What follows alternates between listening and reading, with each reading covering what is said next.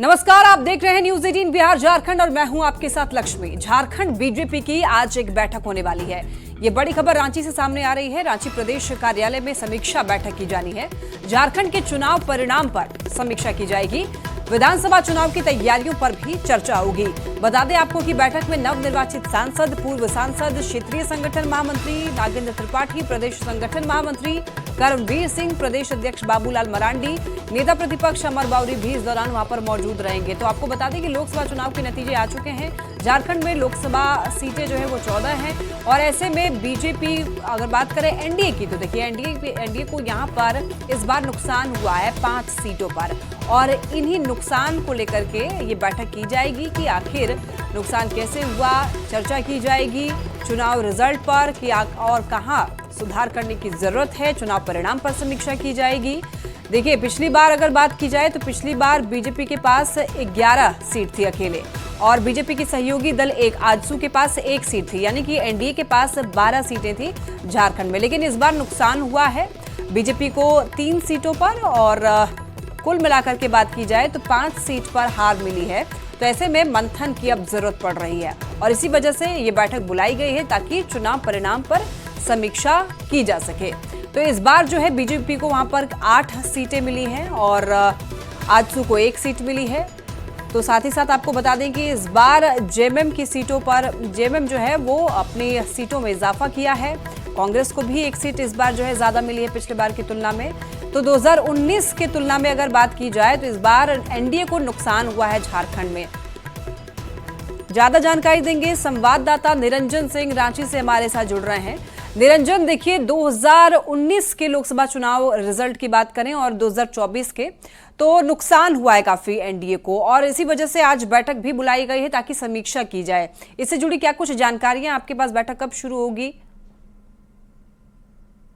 आपने सही कहा, अब से कुछ देर के बाद यहाँ बीजेपी कार्यालय में बैठक होगी और जिसमें क्षेत्रीय संगठन महामंत्री, प्रदेश महामंत्री, प्रदेश प्रभारी, प्रदेश अध्यक्ष, नेता प्रतिपक्ष सहित सभी जो प्रत्याशी जीते हैं और जो हारे हैं, यानी 14 जो यहाँ लोकसभा हैं सभी प्रत्याशी मौजूद रहेंगे और साथ में जो जिला के प्रभारी हैं, यानी पूरे जिला का जो 24 जिला है उसके संयोजक और पदाधिकारी वह भी मौजूद रहेंगे। निश्चित तौर पर जिस तरह से अगर हम बात करें तो झारखंड से भाजपा को बहुत उम्मीद थी, क्योंकि अगर 2019 की लोकसभा की बात करें तो मात्र राजमहल और चाईबासा 2 सीटों छोड़ करके पूरा एनडीए हमारे 12 सीटें जो थी वो झारखंड के पास थी, यानी कुल मिलाकर के देखें तो बीजेपी और आजसू के पास थी। लेकिन जिस तरह से 3 सीट का बीजेपी को नुकसान हुआ, लोहरदगा की बात करें वहाँ सुदर्शन भगत थे, खूंटी सुदर्शन भगत 2019 में सांसद थे, इस बार समीर उरांव को वहाँ टिकट दिया गया। खूंटी से बात करें तो केंद्रीय मंत्री थे वहाँ पर अर्जुन मुंडा, वह वहाँ से हारे। दुमका से सुनील सोरेन टिकट काटकर सीता सोरेन को दिया गया, वह सीट गंवा। यानी कुल मिलाकर बात करें तो जो संथाल है, यानी संथाल में 3 सीट है तो एकमात्र सीट हम बचा पाए वह गोड्डा, जहां निशिकांत दुबे वहां से जीत दर्ज किया है। कुल मिलाकर अगर हम पूरे झारखंड की बात करें तो कोल्हान और संथाल ये दोनों विधानसभा की अगर हम स्थिति बात करें तो दोनों में हमारे पास, यानी एनडीए के पास जो है उस सीटें नहीं है। लेकिन अगर लोकसभा की बात करें तो निश्चित तौर पर राजमहल छोड़ करके और चाईबासा छोड़ करके पूरे के पूरे एनडीए के पास थी। लेकिन जो आज अहम बैठक बुलाई गई है उसको लेकर के सबसे महत्वपूर्ण बात यह कहाँ चूक हुई है, क्योंकि 5 ट्राइबल सीटें हैं झारखंड में। अगर हम बात करें तो संथाल की 2 सीटें ट्राइबल है, कोल्हान की 1 सीटें हैं। उसके बाद इधर हम लोहरदगा और रांची के जो पड़ोसी लोकसभा है खूंटी, एक कुल मिलाकर 5 सीट जो है एसटी का नुकसान तो साफ तौर पर दिख रहा है। और अगर बात की जाए विधानसभा चुनाव की तो ये जो साल है 2024 वो बेहद महत्वपूर्ण है झारखंड के लिए। देखिए, लोकसभा चुनाव के रिजल्ट आ गए हैं, विधानसभा चुनाव भी होने हैं। तो ऐसे में समीकरण की बात करें तो लोकसभा चुनाव के समीकरण अलग होते हैं, विधानसभा के अलग होते हैं। अब विधानसभा चुनाव की तैयारियों के लिए बीजेपी की तरफ से या फिर एनडीए की तरफ से कहें तो क्या कुछ अब रणनीति बनाई जाएगी, क्योंकि इसका असर हो सकता है कि विधानसभा चुनाव पर भी देखने को मिले? निश्चित तौर पर आपने सही कहा, जिस तरह से 4 तारीख को चुनाव परिणाम आए हैं, अगर हम बात करें इंडी महागठबंधन की तो उसके जो नेता हैं झारखंड मुक्ति मोर्चा या कांग्रेस, ये दोनों अपने इस विधानसभा यानी जो दिसंबर नवंबर में चुनाव होने हैं, अक्टूबर में निश्चित तौर पर आचार संहिता लग जाएगा और चुनाव की घोषणा अक्टूबर में हो जाएगी। अगर आसपास करें दशहरा और छठ के बाद, अगर हम बात करें तो 2019 में जिस तरह से भारतीय जनता पार्टी भी वहां 2019 में उसको जीत नहीं मिली, अब यह देखना है कि जो लोकसभा चुनाव में एनडीए को करारी शिकस्त मिली है, अब क्या 4 महीने के बाद यहाँ, यानी ये जून का महीना है, 4 महीने के बाद यहाँ अगस्त से समीकरण बैठने लगेंगे। लेकिन अभी से ही इसकी रणनीति बननी तैयार हो गई है। दोनों दल यानी दोनों जो महागठबंधन हैं, एनडीए और इंडी महागठबंधन के सभी नेता, हम बात करें दिल्ली से लेकर राजधानी रांची तक जो प्रभारी हैं, संगठन महामंत्री हैं, प्रदेश के जो प्रभारी हैं, प्रदेश के जो अध्यक्ष हैं, सभी अपने बूथ स्तर से लेकर के जिला स्तर तक, बिल्कुल निरंजन, देखिए मंथन की जरूरत है, हार मिली है, नुकसान हुआ है, तो ऐसे में नजर बनाए रखिएगा। अभी फिलहाल आपका बहुत शुक्रिया तमाम जानकारियों के लिए। चलिए बढ़ते हैं खबरों में आगे। गोड्डा लोकसभा से चौथी बार अपनी जीत दर्ज करने के बाद सांसद निशिकांत दुबे के आवास से भव्य विजय जुलूस निकाली गई और इस जुलूस में हजारों की संख्या में बीजेपी कार्यकर्ता मौजूद रहे। कार्यकर्ताओं ने रंग गुलाल उड़ाए, मोदी जी के गानों पर जमकर थिरके। सांसद निशिकांत दुबे, पत्नी अनुकांत दुबे और दोनों बेटों के साथ में विजय रथ पर सवार होकर देवघर के चौक चौराहों से होते हुए शिवधाम पहुंचे। इस दौरान उन्होंने सभी देवघर वासियों का आभार प्रकट किया और मोदी जी के विकास कार्यों को एक बार फिर से 5 साल दोहराने की बात कही। गिरिडीह में चंद्रप्रकाश चौधरी की जीत की खुशी में झंडा मैदान से विजय जुलूस निकाला गया, जिसमें बड़ी संख्या में एनडीए कार्यकर्ता शामिल हुए। झंडा मैदान से शुरू हुआ विजय जुलूस शहरी क्षेत्र के अंबेडकर चौक टावर चौक होते हुए एक बड़ा चौक पहुंचा और इस दौरान ढोल नगाड़ों के बीच में एनडीए कार्यकर्ता जो है वो नाचते झूमते हुए नजर आए। इन तस्वीरों में भी आप देख सकते हैं चंद्रप्रकाश चौधरी की जीत से एनडीए जो है वो गदगद है। कार्यकर्ताओं ने ये विजय जुलूस निकाला। यशस्वी प्रधानमंत्री जी के नेतृत्व में एनडीए गठबंधन तीसरी बार यहाँ की जनता ने उन्हें अवसर प्रदान किया। इसके लिए पूरे देश की जनता को तहे दिल से साधुवाद देते हैं, धन्यवाद देते हैं। और गिरिडीह लोकसभा में प्रचंड बहुमत के साथ माननीय श्री चंद्रप्रकाश चौधरी जी को पुनः दोबारा गिरिडीह लोकसभा की जनता ने उन्हें सेवा करने का मौका दिया। इसके लिए गिरिडीह लोकसभा की तमाम जनता माताओं बहनों को तहे दिल से आभार। लोकसभा चुनाव के नतीजे आने के बाद से कहीं खुशी है तो कहीं गम। सभी दलों के बीच जुबानी जंग भी तेज है। बीजेपी और जेएमएम के बीच में आरोप प्रत्यारोप का दौर भी जारी है। लोकसभा चुनाव में जनता ने कराया है, उसमें हम 50 सीटों पर आ गए हैं और सिर्फ 29 सीटों पर सत्ताधारी गठबंधन झारखंड में आगे है।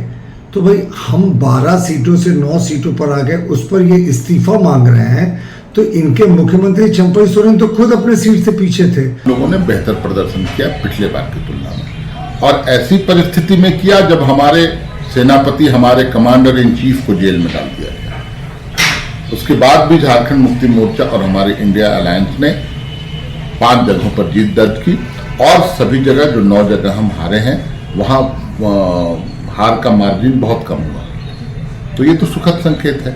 और हम लोगों ने मोदी के अहंकार, मोदी जी का जो कॉन्फिडेंस 400 पार अब की बार, उसको धत्ता बताते हुए हम लोगों ने पराजित किया है।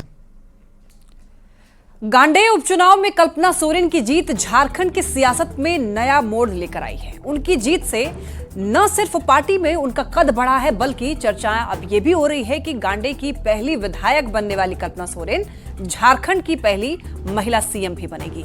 इस रिपोर्ट में देखिए।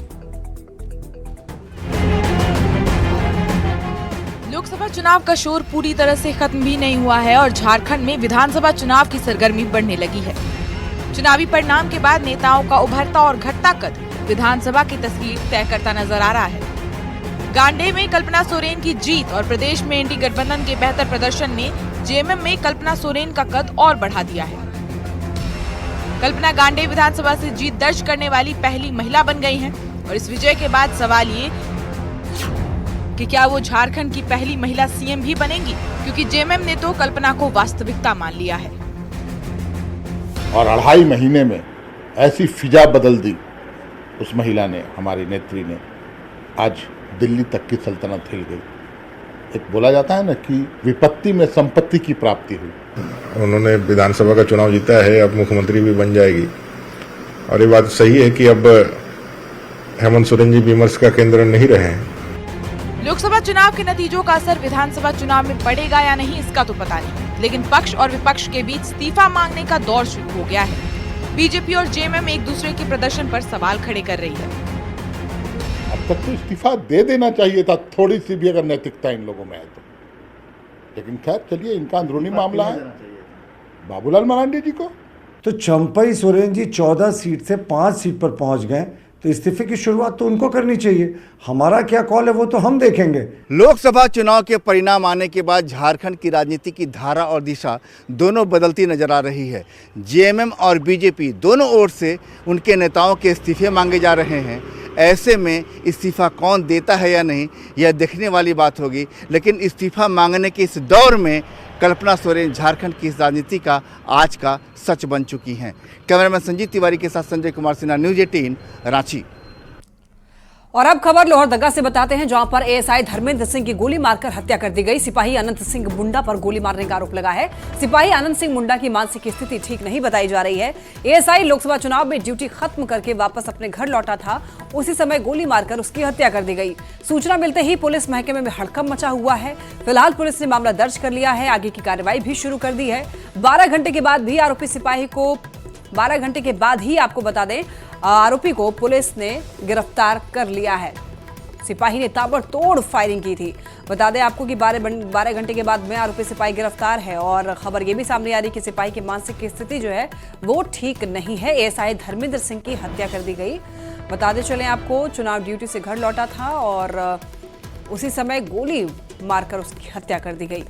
सूचना मिलते ही फिलहाल पुलिस महकमे में हड़कंप मचा हुआ है। पुलिस ने मामला दर्ज कर लिया है, आगे की कार्रवाई भी शुरू कर दी गई है। नहीं था, ये पूरे अपना चुनाव पूर्ण करके कल अपना डेरा में था। अचानक किसी बात को विवाद हो गया था अपना परिवार में, तो इसी दरमियान ये हमारे आज अफसर जो डेथ कर गए हैं ये समझाने के लिए गए थे। तो समझाने जैसे पहुँचे दरवाज़ा के पास अचानक से गोली चल गई और वो आज इस दुनिया में नहीं रहे। घंटे तक तड़पते रहा, हॉस्पिटल नहीं ले गया मेरे भाई।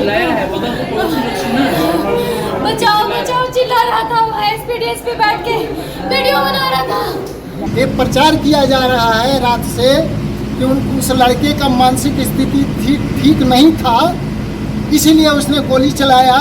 तो शेरू रंजन जी, सार्जेंट साहब, आपने उसको ड्यूटी क्यों दिया और आपने उसको राइफल कैसे दे दिया डेरा में रखने के लिए? तो मैं आईजी साहब से और डीजीपी साहब से अनुरोध करते हैं कि शेरू रंजन जी को और मुंशी जी को जो डिसमिस किया जाए। और ज्यादा जानकारी के लिए संवाददाता आकाश हमारे साथ जुड़ रहे हैं। आकाश, इस हत्याकांड को लेकर के क्या कुछ अपडेट मिल रहा है? जी, इस हत्याकांड को लेकर बता दें कि जो मृतक हैं उनके परिजनों में काफी आक्रोश है, वो कार्रवाई की मांग कर रहे हैं। उन्होंने साफ साफ पुलिस विभाग पर लापरवाही का आरोप लगाया है। चूंकि गोली लगी थी 9 बजे और बताया जा रहा है कि वो अपने परिवार से लगभग 12 बजे तक बातचीत उनकी हुई थी जो मृतक है। वहीं पुलिस आरोपी को धरपकड़ करने में जुटी हुई थी, लेकिन इसको बचाने का प्रयास नहीं किया गया, जो परिजन कह रहे हैं। इसके चलते इसकी मौत हो गई। ठीक है आकाश, बहुत धन्यवाद आपका तमाम जानकारियों के लिए। रांची के अखरा चौक पर जमीन विवाद में 2 गुटों के बीच जमकर गोलीबारी हुई। अचानक गोलियों की तड़ाहट से बड़ा तालाब के पास का पूरा इलाका जो है वो थर्रा उठा। दोनों ओर से हुई गोलीबारी में एक युवक को भी गोली लगी, उसे आनन फानन में रिम्स ले जाया गया, जिसके बाद बड़ी संख्या में लोग थाने पहुंच गए और जमकर हंगामा काटा। डीएसपी और थाना प्रभारी ने उग्र लोगों को शांत कराने की कोशिश भी की, लेकिन लोग उनके सामने ही एक दूसरे से हाथापाई करने लगे।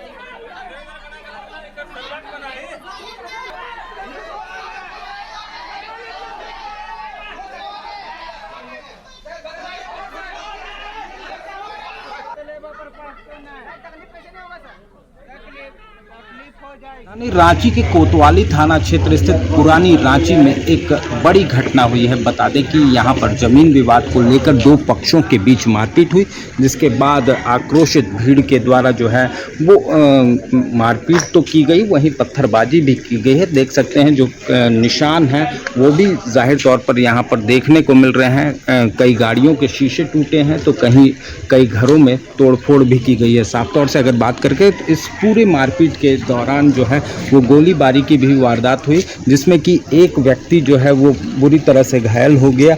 और वहीं अगर बात की जाए तो इसे देखते हुए जो पुलिस बल हैं वो भी तैनात किए गए हैं और यहाँ पर सुरक्षा की चाक चौबंद जो व्यवस्था है वो फिलहाल की गई है। बता दें कि ये जो मारपीट की घटना है ये पहले से ही चली आ रही थी। ज़मीन को लेकर जो विवाद था वो लगातार देखने को मिल रहा था। रांची से न्यूज़ 18 के लिए ओम प्रकाश। रांची झारखंड में अगर बात करें गर्मी की तो यहाँ पर भीषण गर्मी से फिलहाल राहत नहीं मिलने वाला है। तापमान 40 डिग्री के पार पहुंच चुका है। मौसम विभाग ने मेदिनीनगर और उसके आसपास के जिलों में अगले 4 दिनों तक लू का अलर्ट जारी किया है। राजधानी रांची के तापमान में भी आने वाले 2 दिनों में गर्मी में इजाफा हो सकता है। हालांकि आपको बता दें कि कई जगहों पर बारिश और आंधी भी आई है और इसकी वजह से कई जगहों पर लोगों को राहत मिली है, लेकिन अगले 4 दिनों तक यहां पर लू का अलर्ट जारी किया गया है। रांची में तापमान 40 डिग्री के पार पहुंचने की संभावना है। मौसम विभाग ने मेदिनीनगर और उसके आसपास के जिलों में अगले 4 दिनों तक लू का अलर्ट जारी किया है।